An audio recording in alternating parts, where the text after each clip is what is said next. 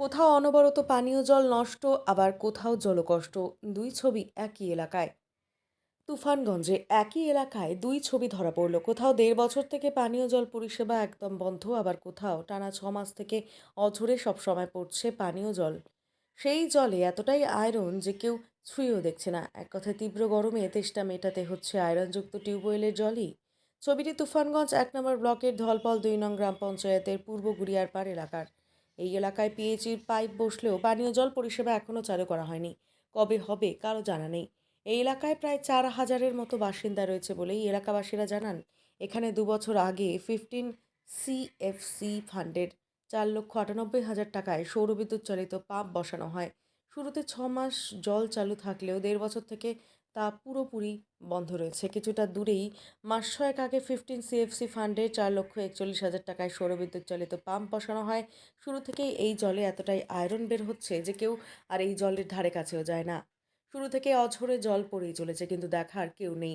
এইভাবে জলের অপচয় মেনে নিতে পারছেন না স্থানীয়রা। স্থানীয় বাসিন্দাদের কথায় প্রায় ৬ মাস আগে সৌরবিদ্যুৎ চালিত পানীয় জলের পাম্প বসানো হলেও আমাদের কোনো কাজে লাগছে না। লোক দেখানো ছাড়া কিছুই নয়। এতটাই আয়রনযুক্ত জল বের হচ্ছে তা পান করলে হাসপাতালে ভর্তি হতে হবে। প্রশাসনকে জানিয়েও কোনো সুরাহা হয়নি।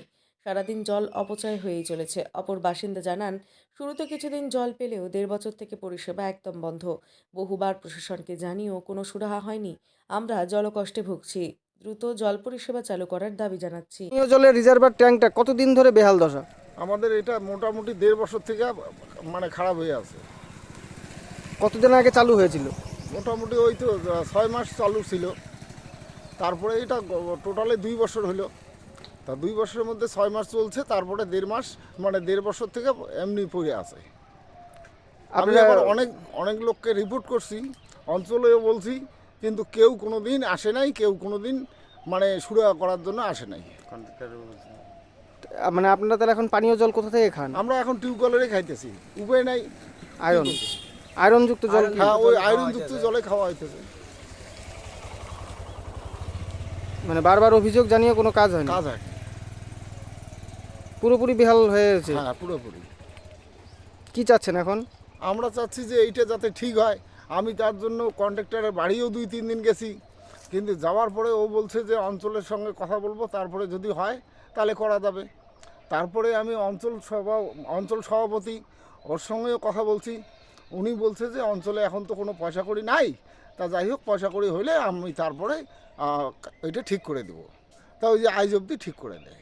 কিন্তু সেটাও ১ বছর হয়ে গেছে। এই এলাকার কত মানুষ এই জলের উপরে নির্ভরশীল ছিল? মনে করেন এই পাড়াটা ৭-৮০০ লোক আছে। ৭-৮০০ লোক হবে। আপনার নাম? আমার নাম বিমল বড়ুয়া, জায়গাটার নাম? গুড়িয়ারপাড়।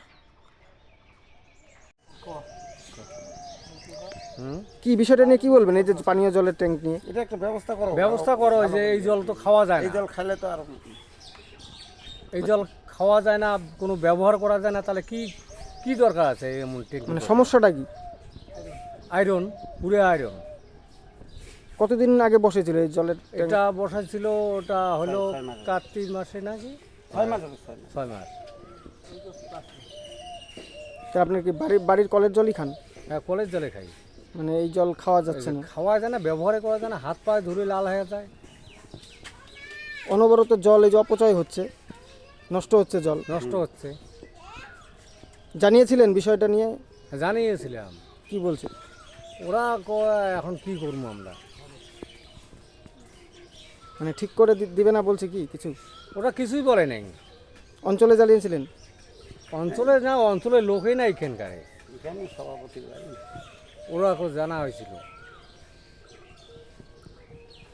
কি নাম আপনার? ললিতচন্দ্র বর্মন।